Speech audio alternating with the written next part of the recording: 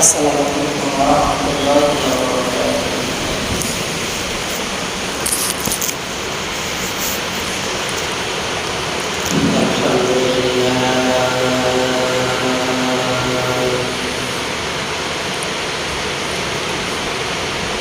Alhamdulillahilladzi ja'ala al-baital 'atiqa masabatan lin-nas.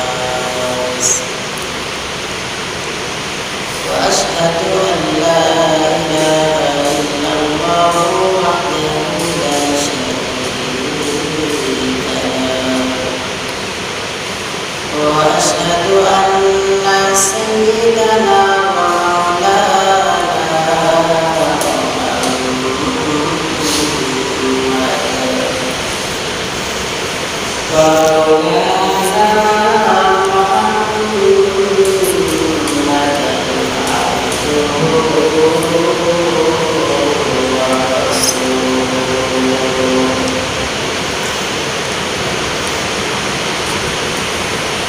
sallallahu ta'ala alaihi wa ala alihi wa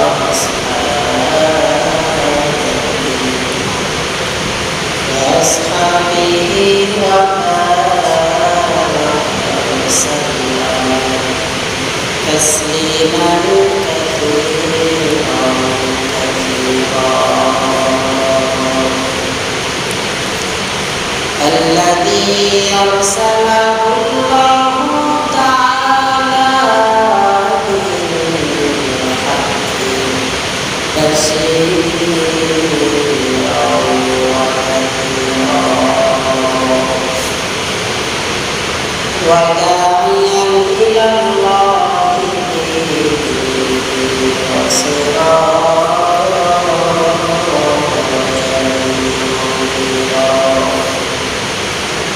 أما بعد فأعوذ بالله من الشيطان الرجيم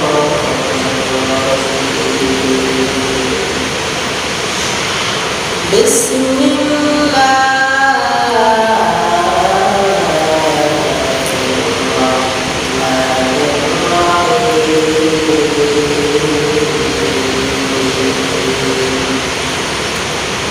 ولله على الناس حج البيت من استطاع إليه سبيلا ومن كفر فإن الله غني عن العالمين.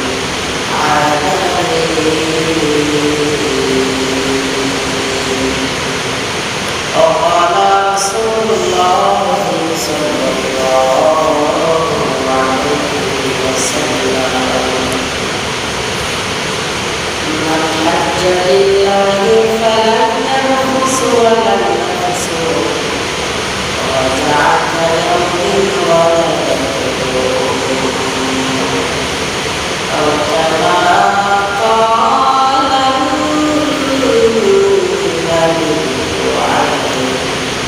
الصلاة والسلام.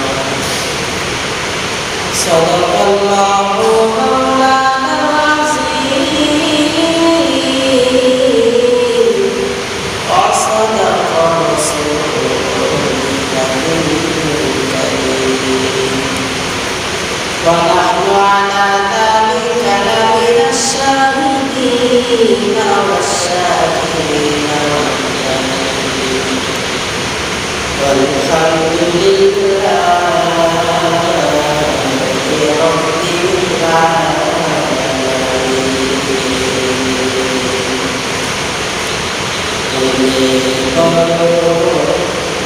आशा ছিল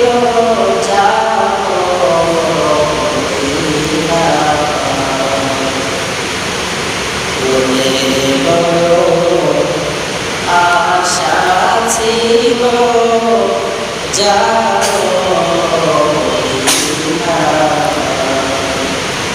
সালাম আমি করব গিয়ে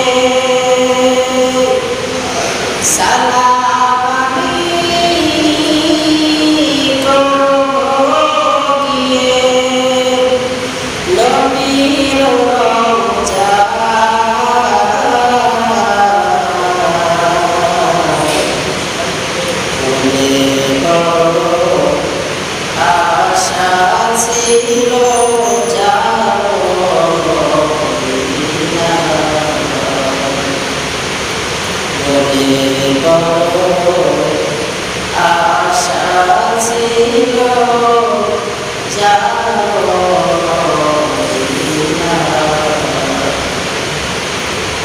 আরব সাগর পাড়ি দিব, নাই কো আমার তরি, পাখি নাই যে উড়ে যাব, ডানাতে ভর করে। আমার আশায় আছে সম্ভাবনা, আশায় আছে সম্ভাবনা, এখন করি কি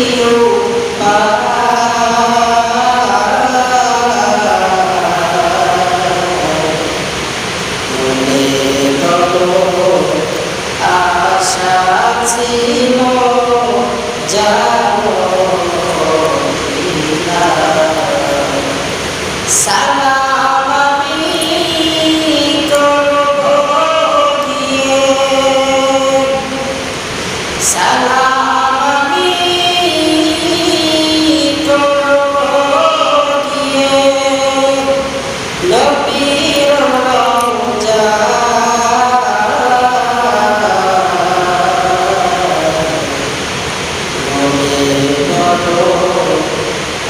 আশা ছিল যাব মদিনা। সকলে বলে আমিন। জবান দিয়ে আবার বলে আমিন। বাইতুল্লাহর মহব্বত আমাদের অন্তরে আছে না নাই? জোরে বলেন আছে না নাই?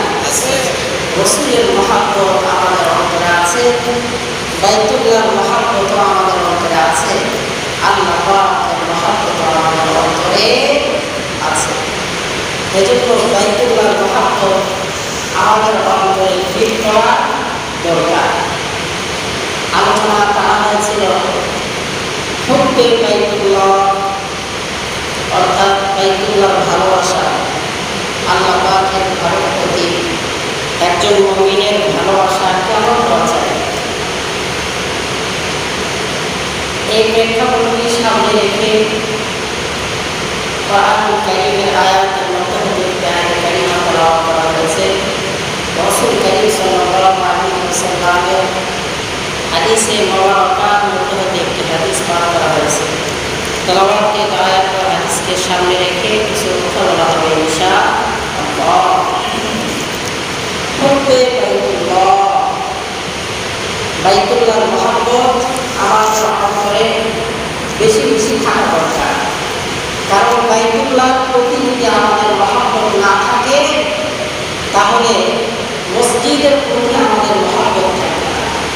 আর বাইতুল্লাহর প্রতি যাদের মহব্বত আছে, তারা তো আযান হওয়ার পরে ঘরে বসে থাকতে পারে না। যাদের বাইতুল্লাহর প্রতি মহব্বত আছে, আযান হয়ে যাওয়ার সঙ্গে সঙ্গে তারা ছুটে চলে আসবে মসজিদের আঙ্গিনায়। কারণ তার ভিতরে হুব্বে বাইতুল্লাহ, বাইতুল্লাহর প্রতি একটা মহব্বত ভালোবাসা আছে। এজন্য আযান হয়ে যাওয়ার সঙ্গে সঙ্গে বাইতুল্লাহর মহব্বত অন্তরে রেখে রেখে আল্লাহ তাআলা আমাদেরকে মসজিদে আসার মতো তৌফিক দান করেন। সকলেই বলে আমিন। ওয়ালিল্লাহি আলান নাস হিজ্জুল বাইত মান ইসতাতা ইলাইহি সাবিলা। আল্লাহ তাআলা বলেন, মানুষের মধ্যে যে সমস্ত মানুষের পর্যাপ্ত ধন সম্পদ আছে, ওয়ালিল্লাহি আলান নাস হিজ্জুল বাইত, আমার ঘর বাইতুল্লাহ পাক করার মতো, অর্থাৎ যাদের উপরে হজ ফরজ হয়েছে, তারা যাতে আমি আল্লাহ পাকের ঘর বাইতুল্লাহ তওয়াফ করে, এই তওয়াফ করা আল্লাহ তাআলা আমাদের জন্য ফরজ করে দিয়েছেন। মান ইসতাতা ইলাইহি সাবিলা ওয়া মান কাফারা ফাইন্নাল্লাহা গানিয়্যুন আনহু। আর আল্লাহ পাকের এই পবিত্র নির্দেশকে যারা মান কাফারা অস্বীকার যাতে জেনে রাখে যে আল্লাহ তাআলা কারোর প্রতি মোকাপক্ষী নয়। এজন্য আমাদের মাঝে যাদের হজ ফরজ হয়েছে,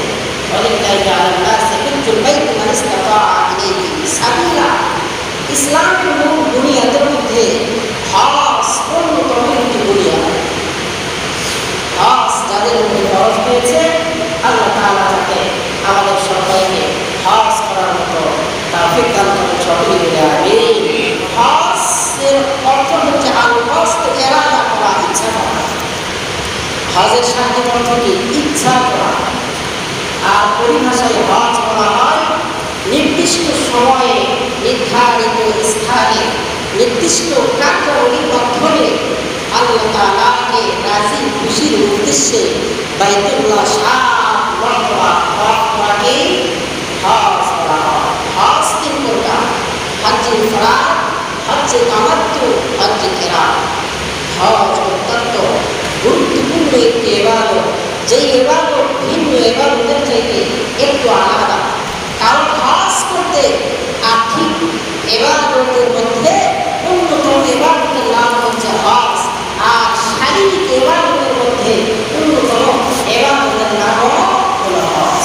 হজ এমন একটি ইবাদত যে ইবাদত করতে আর্থিকভাবে মানুষকে সঞ্চয় থাকতে হয়, আবার শারীরিকভাবে মানুষকে সুস্থ থাকতে হয়। হজ অন্যতম ইবাদত। আমাদের মধ্যে যাদের হজ ফরজ হয়েছে, অবশ্যই হজ করার ইচ্ছা অন্তরের ভিতরে থাকতে হবে। কারণ হজ যেই ব্যক্তির উপরে ফরজ হয়েছে, আল্লাহ পাকের রাসূল বর্ণনা করেন, যেই ব্যক্তির উপরে হজ ফরজ হলো অথচ হজ করলো না, আল্লাহ পাকের রাসূল বলেন যে ওই ব্যক্তি ইহুদি হয়ে মারা যায় আর খ্রিস্টান হয়ে মারা যায়, আমি নবীর কোনো আসে যায় না। সে ইহুদি হয়ে মারা যায় না, খ্রিস্টান হয়ে মারা যায় না, যেভাবেই মারা যায়, রাসূল আকরাম সাল্লাল্লাহু আলাইহি ওয়াসাল্লাম কোনো ভ্রুক্ষেপ করবেন না। এজন্য যাদের হজ ফরজ হয়েছে, পায়ে হাত দিয়ে বলি, অবশ্যই হজ পালন করার চেষ্টা করব ইনশাআল্লাহ। একজন হাজির কত দাম! হাদিসের ভিতরে আসতে আমরা শুনি যে একজন হাফেজ সাহেব 10 জনকে সুপারিশ করে জান্নাতের ভিতরে নিয়ে যাবে। হাদিসের ভিতরে আসতে একজন হাজি যখন হজ করে চলে আসে, মান হাজ্জালিল্লাহ ফালাম ইয়ারফুস ওয়ালাম ইয়াফসুক রাজা ইয়াউমি ওয়ালাদাতহু উম্মু। হাজি হজ করে আসে, হাজি তো ওই দিনের মতো নিষ্পাপ। খারাজাত মিন উম্মি ওয়ালাদাতহু, যেদিন সে মায়ের গর্ভ থেকে দুনিয়াতে ভূমিষ্ঠ হয়েছিল, নিষ্পাপ একজন হাজি যদি আল্লাহ পাকের সমস্ত আহকাম, বিধি নিষেধগুলো মেনে হজ করতে পারে, তো সেখান থেকে সে নবজাতক শিশুর মতো বাড়ির দিকে ফিরে আসে। সুবহানাল্লাহ, একেবারেই বেগুনা মাসুম হয়ে ফিরে আসে। আর একজন হাজি 400 জাহান্নামীকে সুপারিশ করে জান্নাতে নিয়ে যাওয়ার ক্ষমতা আল্লাহ তাআলা দিবেন। সুবহানাল্লাহ, আরো জোরে বলেন সুবহানাল্লাহ। কত বড় উন্নতম একটি ইবাদত।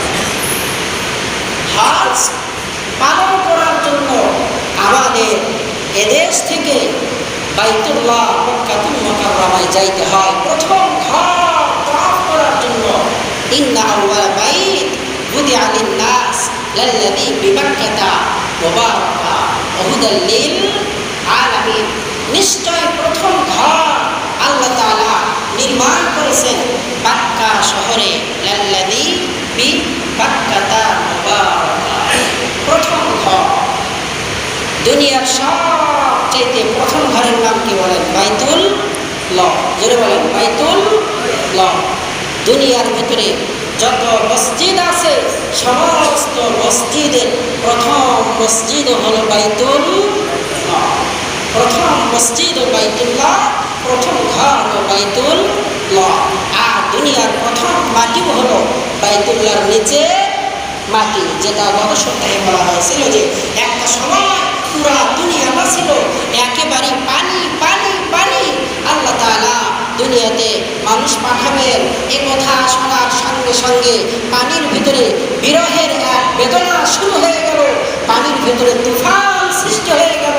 যে তুফানের কারণে পানির ভিতরে ফেনা সৃষ্টি হলো, সেই ফেনা থেকে আল্লাহ তাআলা বালিকণা সৃষ্টি করলেন।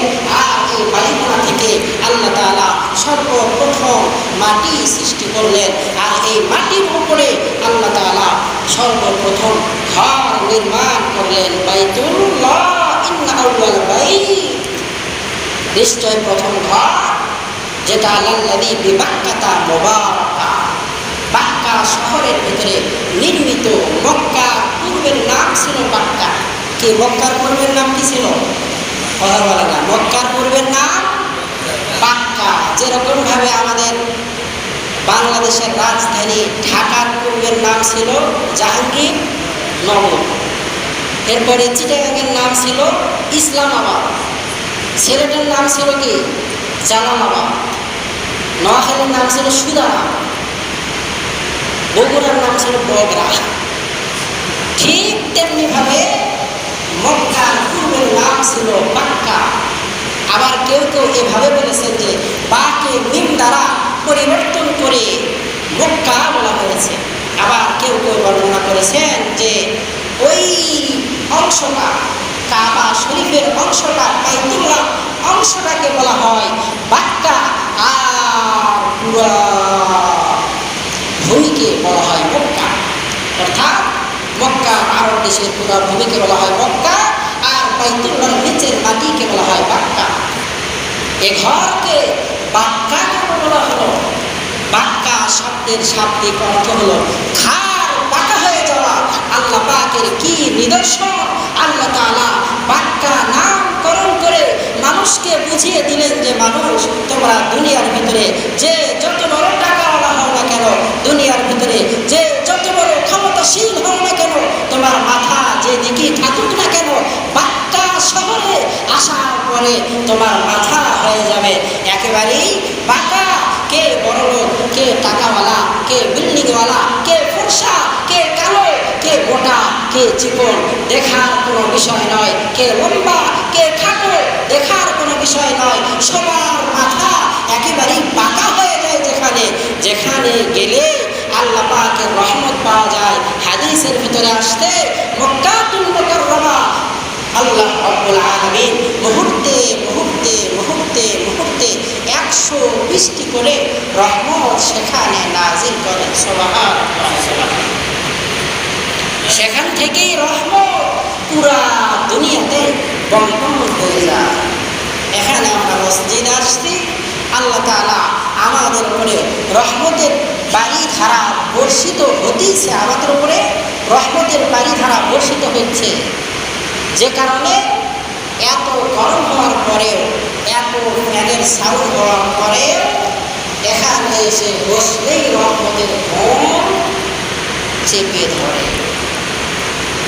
এই রহমত সর্বপ্রথম আল্লাহ তাআলা বাইতুল্লাহ সেখানে অবতীর্ণ করেন। প্রত্যেকটা মুহূর্তে মুহূর্তে 120টি করে রহমত নাযিল করেন। আল্লাহ রাব্বুল আলামিন বাইতুল্লাহর ওখানে 120টি রহমত প্রত্যেকটা সেকেন্ডে সেকেন্ডে নাযিল করেন। যে সমস্ত ব্যক্তিগুলো মক্কাতুল মুকাররমার বাইতুল্লাহ শরীফ জিয়ারত করে, আল্লাহ তাআলা তাদের আমলনামার ভিতরে 7টি করে রহমত আল্লাহ তাআলা তাদের আমলনামায় লিপিবদ্ধ করে দেয়। আর যে সমস্ত বান্দাগুলো সেখানে নামাজ আদায় করে, কোরআন তেলাওয়াত করে, জিকির আজকার করে, আল্লাহ পাকের 40টা রহমত অনবরত তাদের উপরে বর্ষিত হতে থাকে।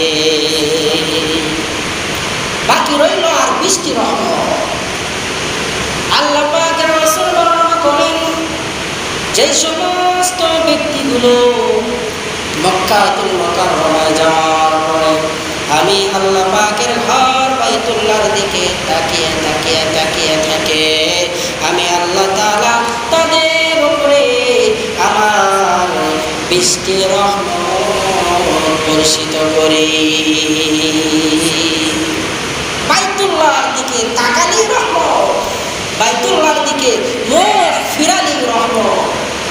বাইতুল্লাহর দিকে যদি আমার আপনার মুখ থাকে, তাহলে সেই ব্যক্তির উপরে আল্লাহ পাকের রহমত নাজিল হতে থাকে। মানুষ যখন দুনিয়ার থেকে বিদায় নিয়ে কবরের বাড়িতে চলে যায়, যাওয়ার পরে একে অপরকে বলে যে পশ্চিম দিকে কাবার দিকে মুখটা ফিরিয়ে দাও, কাবার দিকে মুখটা ফিরিয়ে দাও। কেন? যাতে সে তাকে দেখলেই বোঝা যায় যে সে একজন মুসলিম, তার মুখটা কাবার দিকে। আল্লাহ পাকের ফেরেশতারা বলে, যারা জিন্দা থাকা অবস্থায় কাবার দিকে মুখটা ফিরায় না, খবরদার তাদের মুখ যাতে কাবার দিকে না থাকে। এজন্য দেখবেন অনেক বেনামাজি, অনেক মসজিদ বিমুখী মানুষগুলোকে কবরের ভিতরে রাখার পরে মাথাটা বাইতুল্লাহর দিকে থাকে না, ফিরে ফিরে ওপরের দিকে চলে যায়। কারণটা কি? বাইতুল্লাহর দিকে জিন্দা থাকা অবস্থায় মুখ ফিরায় নাই, বাবার দিকে মুখ ফিরাইছে। বাইতুল্লাহর দিকে মুখ ফেরানোর সময় হয় নাই, বাবার দিকে মুখ ফেরানোর সময় আছে, কিন্তু বাইতুল্লাহর দিকে মুখ ফেরানোর সময় পায় নাই। এজন্য বাইতুল্লাহর দিকে তার আর মুখ থাকে না। সঙ্গে সঙ্গে কবরের ভিতরে আযাব শুরু হয়ে যায়। আর যার চেহারা বাইতুল্লাহর দিকে থাকে, বাইতুল্লাহর দিকে তাকাইলে যে রকম বৃষ্টি করে রহমত আমাদের উপরে বর্ষিত হয়, যারা ওখানে আছেন গিয়েছেন তাদের উপরে বর্ষিত হচ্ছে। একজন কবরে শুয়ে থাকা ব্যক্তি কবরে ঘুমিয়ে থাকবে, যদি তার মুখটা বাইতুল্লাহর দিকে থাকে, আমার পয়গম্বর বলেন যে ওই বৃষ্টিটা রহমতের ভাগিদার, সে কবরে শুয়ে শুয়ে শুয়ে শুয়ে পাইতে থাকবে। এজন্য মুখটা যাতে আমার আপনার বাইতুল্লাহর দিকে থাকে। যদি বাইতুল্লাহর দিকে মুখ রাখতে চায়, তাহলে দুনিয়াতে বাইতুল্লাহর দিকে মুখ ফিরাইতে হবে। ইমাম আহমদ ইবনে হাম্বল বলেছেন, যারা বাইতুল্লাহর দিকে মুখ ফিরায় না, তাদেরকে জেলখানায় আবদ্ধ করে রাখা উচিত। যারা বাইতুল্লাহর দিকে মুখ ফিরায় না, নামাজ আদায় করে না, এদের ভেতরে এরা তো মুসলমান নয়, এরা একেবারে কাফের। মান কাফারা সালাতান মুতাআম্মিদান ফাকাদ কাফার। যারা বাইতুল্লাহর দিকে মুখ করে না, নামাজ আদায় করে না, তারা কাফের, তারা মুসলমান থাকে না। ইমাম আহমদ ইবনে হাম্বল বলে যে এদেরকে ধরে ধরে ধরে ধরে ধরে ধরে ধরে ধরে জেলখানার ভিতরে আবদ্ধ রাখা উচিত, জেলখানাতে এদেরকে রাখা উচিত। মুসলমান দেশের সরকার বুঝতে ভুল করে বাইতুল্লাহর দিকে ফিরনেওয়ালা, বাইতুল্লাহর দিকে ফিরে আজান দেনেওয়ালা, বাইতুল্লাহর দিকে ফিরিয়ে ইমামতি করনেওয়ালা আলেমদেরকে জেলখানায় ধরায়। আর যারা দাগাবাজ, যারা সিটার, যারা বাটপার, যারা মদখোর, যারা গাঁজাখোর, যারা জেনা করে, এদেরকে দামি দামি এসি ঘরের ভিতরে রাখে। মুসলমান দেশের সরকার বোঝে না যে এদের স্থান দুনিয়ার জেলখানা, আর আলেমদের স্থান বাইতুল্লাহর দিকে ফেরনেওয়ালা, বাইতুল্লাহর দিকে ডাকনেওয়ালা, মুয়াজ্জিন সাহেব বাইতুল্লাহর দিকে ফিরিয়ে নামাজ পড়ানেওয়ালা, ইমাম সাহেব বাইতুল্লাহর তালকিন দেনেওয়ালা, একজন দর্শ দেনেওয়ালা, শাইখুল হাদিসের জায়গা এই জেলখানা না, এদের জায়গা হলো জেলখানার বাহিরে। এটা বুঝতে যায় না। বাইতুল্লাহর মহাব্বত আমাদের অন্তরের ভিতরে রাখা চায়।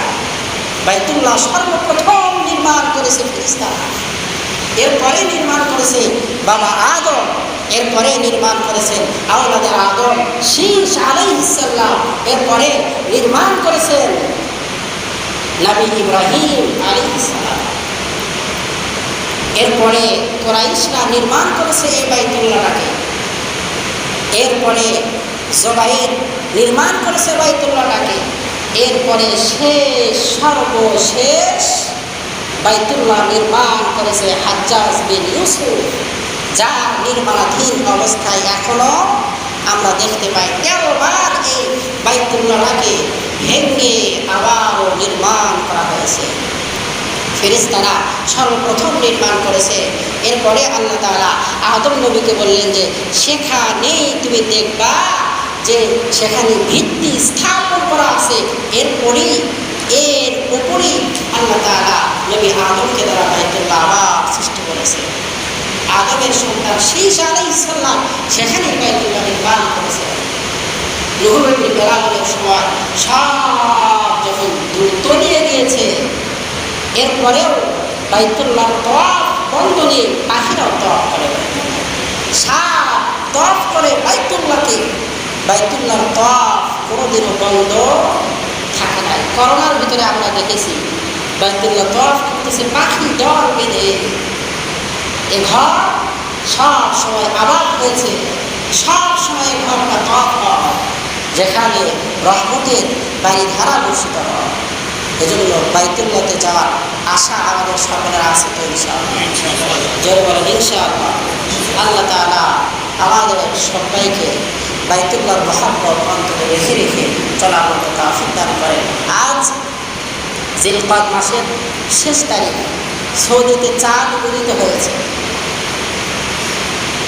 তারা রবিবারের দিন ঈদ করবে। আমাদের ঈদ যেহেতু একদিন পরে হয়, তো আমাদের সোমবারের দিন ঈদ হবে ইনশাআল্লাহ। আজকে হয়তো চাঁদ উঠতে পারে বা উঠবে। তো বিশেষ ওয়াল ফাজর ওয়া লায়ালিন আশর, আল্লাহ তাআলা 10টি রাতের কসম করেছেন এখানে এই সূরা ফজরের মধ্যে। যে বিষয়টা আল্লাহ পাক কসম করেন সেই বিষয়টা বেশি গুরুত্বপূর্ণ হয়। এই 10টি রাত এমন গুরুত্বপূর্ণ, লাইলাতুল কদরে জাগ্রত থেকে ইবাদত করার মতো সমপরিমাণ সমতুল্য সওয়াব পাওয়া যাবে।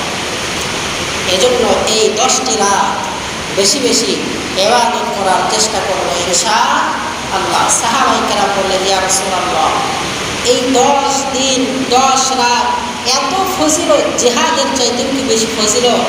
রাসূল বললেন, হ্যাঁ, জিহাদের চাইতেও এই 10 দিনের আমাল আল্লাহ পাকের কাছে অত্যন্ত প্রিয়, আল্লাহ পাকের কাছে অত্যন্ত গুরুত্বপূর্ণ।